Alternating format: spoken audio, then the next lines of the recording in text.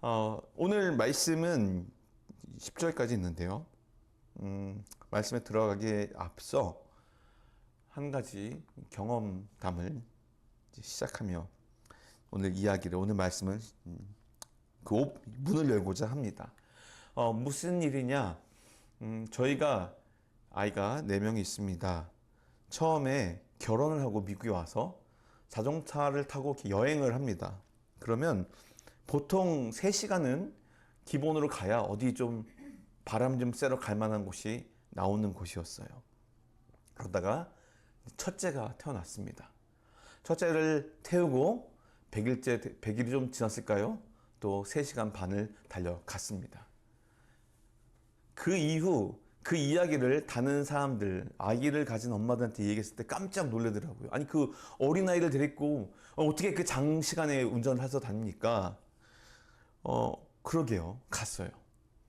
그러고 나서 둘째가 태어나고, 셋째가 태어나고, 넷째가 태어납니다. 저희는 경험적으로 알게 된 것이 장거리 여행일지라도 우리가 잘 준비해서 가면은 아이들이 잘 버텨주고 또 그 여행을 할 수 있다는 것을 경험했어요. 그런데 이 자동차 여행을 하다 보면은 항상 반복적으로 듣는 말이 있습니다. 그 말이 무엇인지 아십니까? 아이들이 하는 말이 있어요. 엄마, 아빠, 얼마나 더 가야 해? 얼마만큼 왔어요? 얼마 남았어요? 이걸 계속 물어봐요. 언제 도착해요? 아직 멀었어요. 아, 너무 멀어요.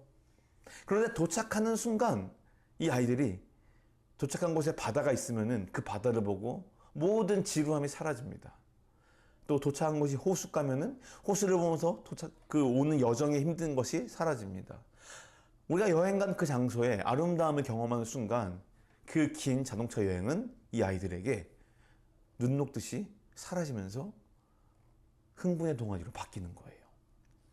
자, 이 장면을 비교했을 때 이것이 우리의 모습과 너무 흡사하다는 겁니다. 오늘 본문이 무엇을 말하냐면요, 천국에 우리가 영원히 거할 곳이 있다는 거예요. 사실 우리 고린도전서 5장은 지금 그걸 얘기하고 있어요. 그러면서 이 땅에서 우리가 믿음의 여정을 잘 살아야 된다. 긴 글이지만 짧게 얘기하면 그렇습니다. 천국에 소망을 두고 잘 살자 이겁니다. 특별히 오늘 본문 말씀 마지막 10절에 이렇게 나와 있어요. 그 결과 각기 선악간에 몸으로 행한 것에 대해 보응을 받게 된대요. 언제요? 그리스도의 심판대 앞에 갔을 때. 그렇기 때문에 심판대 앞에 가기 전에, 저 하늘나라 가기 전에, 천국을 경험하기 그 전에 이 땅에서 어떻게 하라고요? 이것을 다 버리고 살라고요? 아니요. 이 안에 살지만 천국의 것을 덧입어서 산다는 거예요. 4절에 이렇게 나와 있어요. 우리는 이 장막을, 즉 이 땅에서의 삶을 벗고자 하는 것이 아니라 이 땅에 살고 있지만 저 하늘에 있는 그 집의 것, 하늘의 것을 우리에게 덧입고자 한다는 거예요. 그래서 이 우리의 육신의 삶의 모습들이, 이 세상의 것들이 어떻게 한다고요? 생명에게 삼켜진다는 거예요. 그러니까 생명이 우리 몸을 감싸한다는 거죠. 더 이상 사망의 길로 가지 않게 해요. 그것이 우리 인생입니다.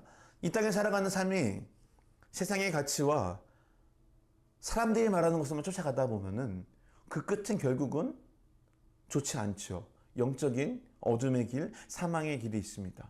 그러나 우리가 빛 대신 그리스도를 쫓아, 예수 그리스도께서 보여주신 그 삶의 모습을 쫓아, 그리고 말씀을 듣고 살다 보면은 어느덧 우리의 삶 가운데 이 하늘의 것이 덧입혀져서 나중에 경험해야 될 그 천국의 삶을 여기서 우리는 맛볼 수 있게 된다는 겁니다. 그리고 1절에 말씀하는 것처럼 하늘에 있는 우리의 영원한 집에 있다는 것, 바로 그곳을 갈 거라는 거예요.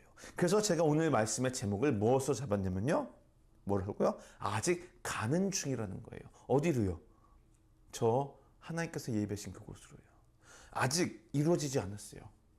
그러면은 바로 오늘 우리는 무언가 그 가는 나그네의 삶을 살아가는 인생 가운데 오늘 말씀 붙들고 다시 한번 어떻게 인생을 살아야 될까 고민해 볼 필요가 한 번쯤은 필요하다는 겁니다. 방금 말씀했던 예화처럼 우리 아이들은 여행 가는 기간이 길면 길수록 힘들어해요. 얼마나 고달파한지 몰라요. 작년에 비행기를 타고 한국 고국을 갔습니다. 13시간 비행기를 타고 가는 동안 아이들이 영화도 보다가 잠도 자다 밥도 먹다가 이제는 지쳐서 가만히 멍하고 있습니다. 그러자 앞에 나와 있는 스크린을 지도를 보여줬어요. 미국에서 한국 간 비행기 라인 이렇게 가면 보여줘. 애들이 늘 동그라지면서 아빠 우리가 이만큼 왔어요? 그래. 이제 반 왔다.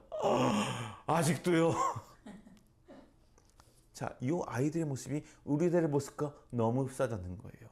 하나님께서 약속해 주신 그 약속의 땅이 있습니다. 우리는 그 가는 여정에 있어요. 근데 그 여정 가운데 재미가 없고 좀 고달프고 힘드니까 언제 끝나요? 언제 그 하나님께서 예비하신 가나안 땅에 들어가요? 축복을 맛봐요? 그 은혜를 언제, 기도의 응답을 언제 봐요? 힘들어요. 그러다가 잠깐 하나님께서 우리에게 뭔가 달콤한 것을 주세요. 그러면 또 그 순간 싹 잊어버려요. 우리가 3시간, 4시간을 걸쳐서 올 여름에 가족이 바닷가를 갔는데요. 갔는데 4시간 걸렸어요. 4시간 반 정도. 그런데 여러분, 갈 때 4시간 반 잘 갔어요. 하지만 여전히 언제 도착하는 질문들을 누가 제일 많이 했느냐? 셋째가 제일 많이 했고 둘째가 제일 많이 했어요. 첫째는 컸기 때문에 이제 알아요. 신앙이 성숙될수록 하나님을 알수록 덜 물어봐요.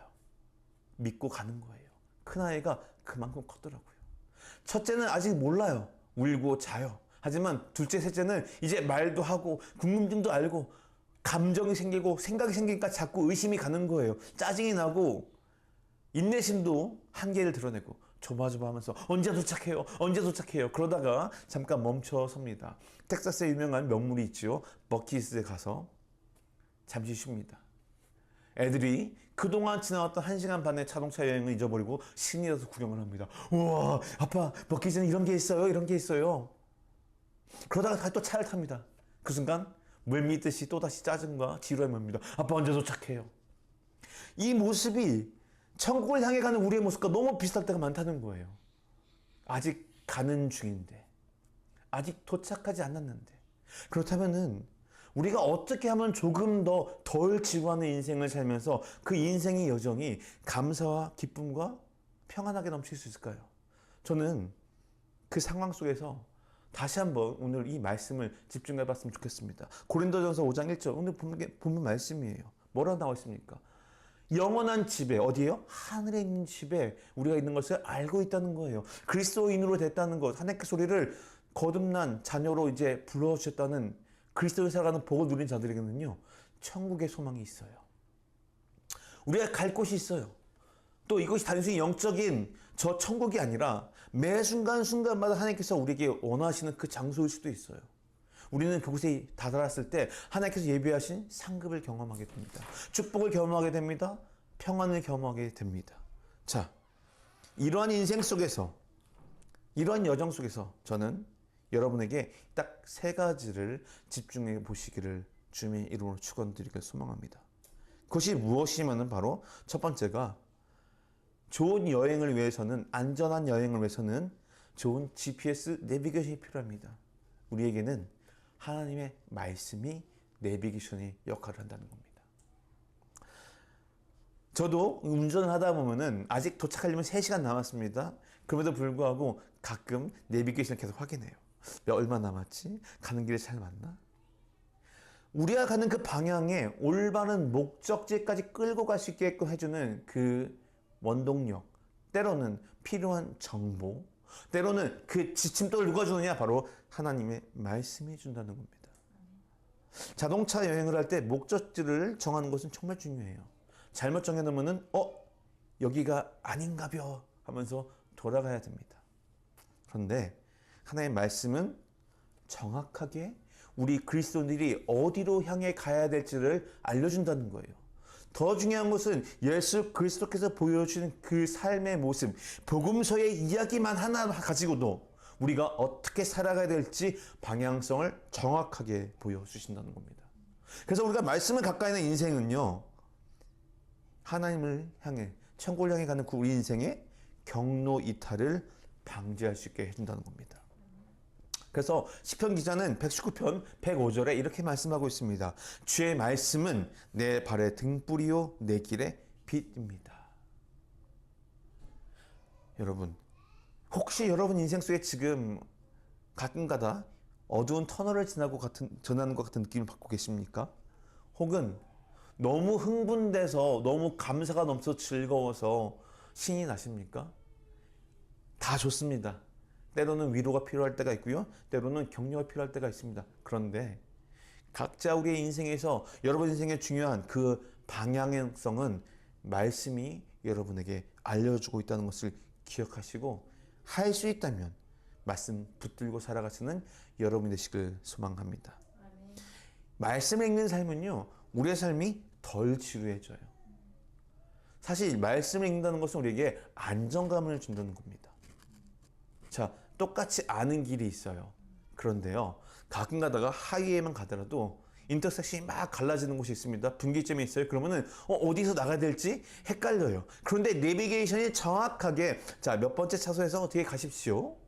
작년에 한국 갔더니 도로에 핑크색으로 라인 쳐 있어요. 왜요? 헷갈리지 말라고요. 그것이 우리 말씀이 준 역할이에요. 조금 말씀이 줄 때 지루할 때가 있어요. 말씀 읽는 것이 어려울 때가 있어요. 그러나 우리가 말씀을 읽잖아요. 하나님 앞에 주시는 평안함이 있습니다. 하나님께 주시는 안정감이 있습니다. 아, 이것이 옳은 길이구나. 그래서 말씀을 통해서 우리 인생이 늘 점검받으시고 지금 삶이 올바른 길을 가고 있는지를 확인하시기를 주님의 이름으로 축원드립니다. 두 번째로는 성령 하나님의 인도하심이 필요하다는 거예요. 제가 오늘 설교 말씀 준비하면서 하나씩 요소를 잘 붙여보려고 노력을 해봤습니다. 자, 부모로서 아이들을 데리고 여행 갈 때 먼저 확인한 게 있어요. 저희 같은 경우는 중간중간마다 타겟이나 마트나 월마트나 이런 게 있어야 돼요. 그래서 그곳에서 아이들이 스트레칭도 하고 걷기도 하고 물도 마시고 화장실도 갑니다. 그리고 그곳에서 물도 마시고 때로는 기름도 넣습니다. 그리고 간식도 먹고 잠시 쉬기도 합니다. 이렇게 우리의 그 인생의 여정 혹은 이 자동차 여행 같은 여행 속에 이렇게 알고 있는 중간중간마다의 다양한 정보들, 즉 여행을 알차게 하는 여행 정보들이 바로 성령 하나님께서 우리를 인도하시는 과정이라는 거예요. 성령님은 우리 삶 속에서 지속적으로 우리를 인도하시고 늘 동행하세요. 그래서 필요하다면은 간식을 주기도 하시고 필요하다면은 어디 잠시 들어가서 졸음을 쉴 수 있게끔 졸음을 이길 수 있게끔 잠시 눈을 붙이기도 합니다. 그래서 우리가 모르는 곳을 가더라도 지루하거나 때로는 헤매지 않고 성령 하나님께서는 필요한 곳에 적시적소에 우리를 인도하신다는 겁니다. 분명히 하나님께서 말씀을 주시면서 우리의 인생의 목적지를 향해 갈 수 있게끔 그 길을 보여주십니다. 그러나 그 여정 중간중간마다 어디서 쉬어야 될지, 어디서 밥을 먹어야 될지, 예를 들면은 한국 같은 경우는 천안을 지나가면 우리는 천안에서 호두과자를 먹을 것 같습니다. 춘천을 지나가다면은 닭갈비를 먹을 수도 있지요. 이렇게 우리의 여행을 알차게 만들어주고 즐겁게 해주고 중간중간마다 하나님께서 우리를 이끄신다는 것을 확인할 수 있는 우리의 정체성 또한 확인시켜주는 것, 바로 이것이 성령 하나님의 인도하심이라는 것입니다. 그래서 요한복음 14장 26절 예수님께서 이렇게 말씀하셨어요. 그러나 보혜사 곧 아버지께서 내 이름으로 보내실 성령께서 너에게 모든 것을 가르쳐 주실 것이며 내가 너에게 말한 모든 것을 생각나게 하실 것이다. 아멘. 바로 성령 하나님께서 하신 일이 이런다는 거예요. 우리를 죄악에 빠지지 않게, 혹은 우리의 마음이 너무 지루하거나 속상하거나 배가 굶주리거나 너무 화장실 급해서 이머전시 상황이 나타나지 않도록 미리미리 피할 길을 주신다는 겁니다. 그래서 중간중간마다 어디에 쉬어야 될지를 알게 된다는 거죠. 그래서 우리는 성령 하나님과 깊은 관계를 매일매일 삶 가운데 함께 동행할 때 우리의 매일의 삶이 어떨까요? 결코 지루하지 않습니다. 그리고 부족함이 없습니다. 그리고 결코 우리 마음속에 넘어짐이 없습니다. 적시적소에 정말 가장 중요한 순간에 우리에게 필요한 것을 이끄시고 채워주시기 때문에 그래요.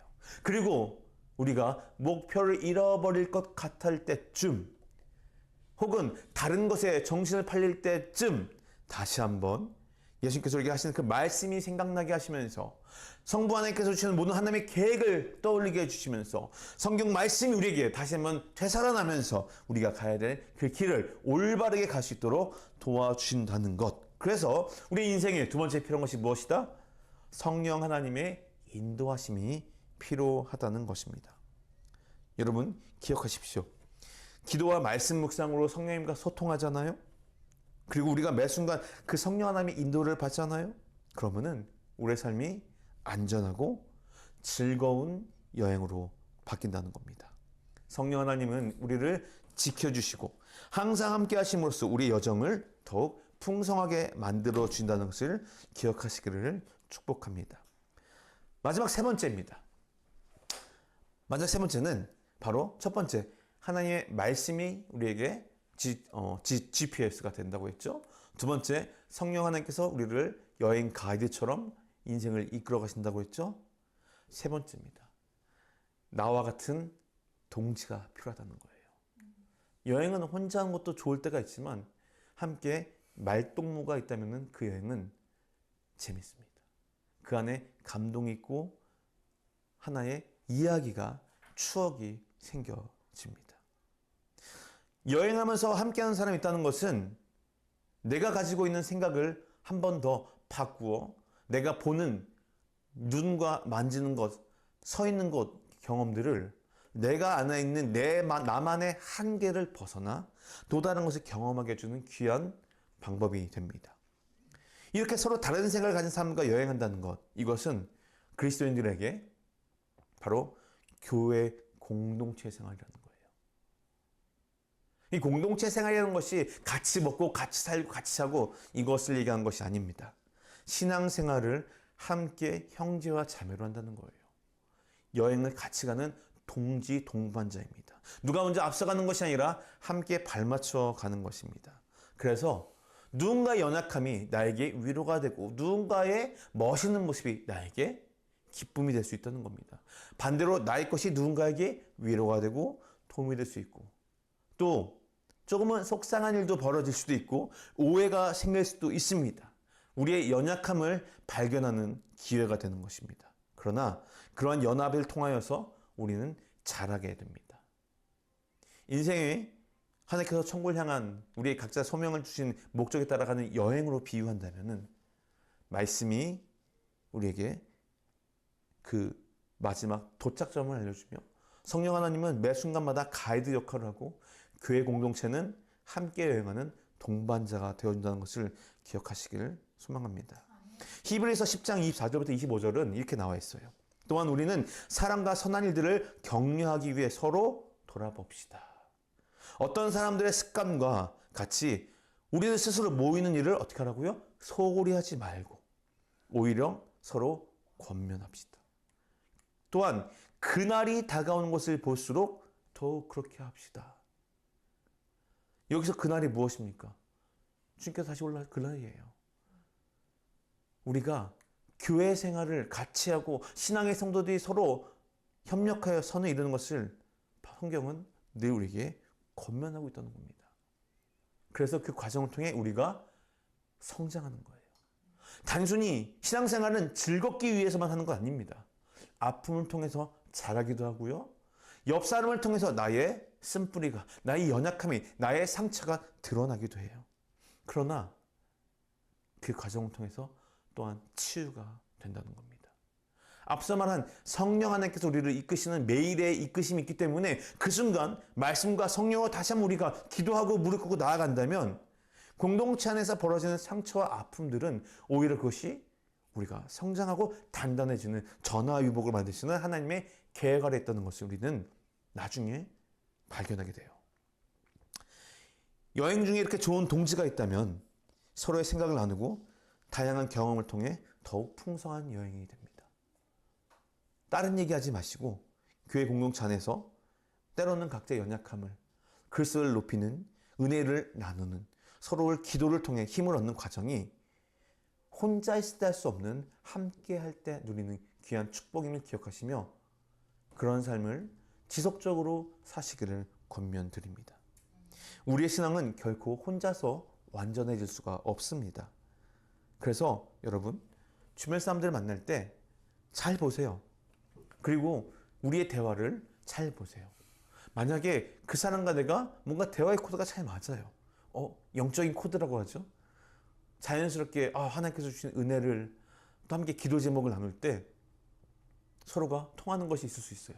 그럴 때 적극 손을 잡고 기도 제목을 나누고 기도하고 함께 연락하며 기도 제목이 어떻게 이루어졌나요? 확인하고 그러면서 보이지 않는 이 신앙의 여정의 동지애를 연장시켜 나가셔서 우리의 삶이 매일의 삶이 그냥 혼자 어떻게 무릎 꿇고 기도하고 울고 좋습니다. 그런데 함께하는 신앙생활로 더욱더 풍성해지기를 축원드립니다. 자, 이렇게 세 가지 말씀을 읽으며 말씀과 함께하는 인생의 여정, 성령 하나님께서 우리 인생을 가이드해 주시며 그를 따라가 우리에게 부족함 없는 여정이 되는 인생, 그리고 혼자 가는 것이 아니라 교회 공동체를 통해서 함께 가는 인생, 이것을 온전히 우리가 누릴 때 저 천국 소망을 두고 사는 우리의 인생이 너무 슬프거나 너무 외롭거나 너무 지치거나 너무 아픈 인생이 아니라 그 안에 위로가 있고 그 안에 감동이 있고 감격이 있고 충만한 기쁨이 있으며 감사가 넘치는 여정이 될 것입니다. 결론입니다. 우리의 인생은 아직 가는 중이에요. 그래서 여러분께 이런 말씀을 드리고 싶습니다. 잘 만들어가 봅시다. 오늘부터 이 여정을 다시 한번 올바른 목적지를 향해 끊임없이 달려가 봅시다. 그리고 오늘 본문 말씀 마지막에 나오는 것처럼 우리 매일의 삶들이 하나님께서 어쩌면은 마지막 날에 다 보고 계시는 상급의 근거로, 영훈아, 너는 그때 이러고 있었는데 내가 너에게 그 시간을 이렇게 사용하라고 줬는데 기도하지 않았구나. 많이 찔립니다. 영훈아, 내가 그 사람을 그때 언제 보냈는데 그때 은혜를 전하고 복음을 전해서 그에게 나의 사랑을 전해줬었는데 너는 너의 이야기만 하더라. 저의 이야기입니다. 그래서 그런 삶을 바꿔보려고 노력해 보겠습니다. 자, 마지막으로 한 가지 말씀만 보겠습니다. 이사야서 41장 10절에 이렇게 나옵니다. 두려워하지 말라, 내가 너와 함께하느니라. 이 말씀을 보시면은 여러분, 우리의 인생은 단순히 혼자 있는 인생이 아닙니다. 하나님께서 함께 하시고 우리에게 말씀을 주시며 안정감 있게 주시고 성령 하나님께서 동행하시며 인생을, 우리 삶을 풍성하게 만들어 주시고, 자, 아직 가는 이 인생 가운데 서로 격려하고 말씀과 성령의 인도를 받아 이 여정 함께 걸어가는 여러분이 되시길 축원드립니다. 하나님께서 우리 각자의 삶을 아름답게 인도하실 것을 믿으며 기대한 마음으로 그 여정을 계속해 나가시기를 주님의 이름으로 축복합니다.